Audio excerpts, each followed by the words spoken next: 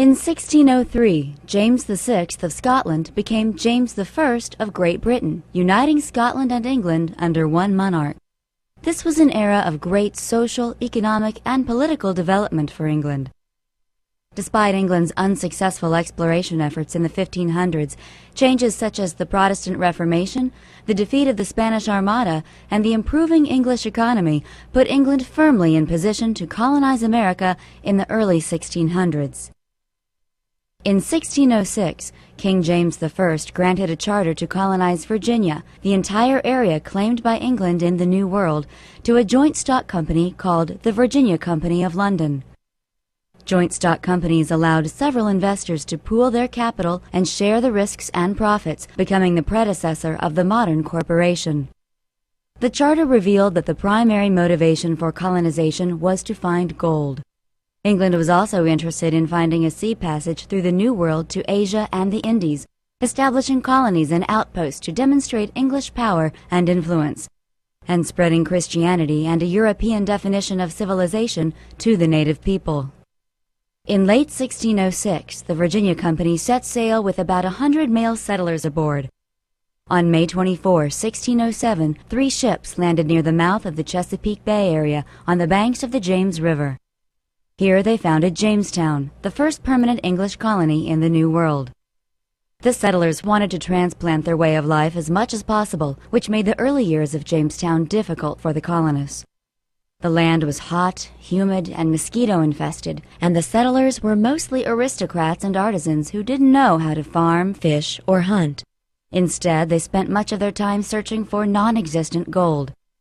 Many of the settlers who did not die on the trip to the New World died once they arrived from disease, malnutrition, and starvation. Shortly after, Captain Gosnold fell sick, and within 3 weeks died, Captain Radcliffe being then also very sick and weak, and myself having also tasted of the extremity thereof, but by God's assistance being well recovered. Captain John Smith, 1608. The Powhatan leader for numerous Algonquian-speaking Indian tribes in the region patiently observed and cautiously assisted the colonists. If it wasn't for the help of the Indians, the entire colony might have been lost.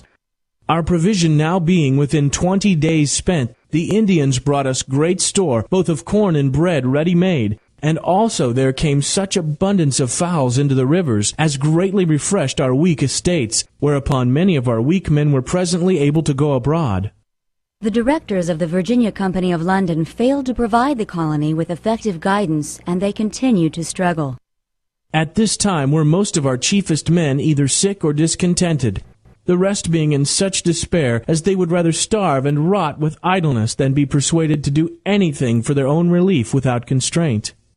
Captain John Smith provided much-needed leadership to the Jamestown settlers. Smith implemented a rule that he that will not work shall not eat. Despite the Indians' help and Smith's leadership, the colony was failing. The winter of 1609 to 1610 was called the Starving Time, when most of the settlers died of hunger and pestilence, leaving alive only 60 of the 400 who had come to Virginia by 1609. When spring arrived, the remaining colonists decided to head home to England. As they made their way down the James River, they were met by a new governor, Lord Delaware, who sent them back to Jamestown. As the hardships continued for the Jamestown colonists, cultural clashes with the Indians surfaced. The clashes turned to war when Delaware's troops raided Indian villages and took what they wanted. In 1614, a peace settlement ended the First Anglo-Powhatan War and was sealed with the marriage between a settler named John Rolfe and Pocahontas. However, the treaty with the Indians is not what saved the settlers. Rather, it was John Rolfe's realization that tobacco grown in the colonies could be sold profitably in England. This was a turning point for Jamestown. John Rolfe imported tobacco seeds that were much smoother and milder than the local tobacco, making it much more suitable for the English market. By 1616, tobacco had become Jamestown's principal export and finally put the colony on firm economic ground. In 1624, King James had appointed a commission to investigate the London Company and their management of Jamestown. The committee recommended the court dissolve the company, so the king revoked the charter, making Virginia a royal colony directly under his control.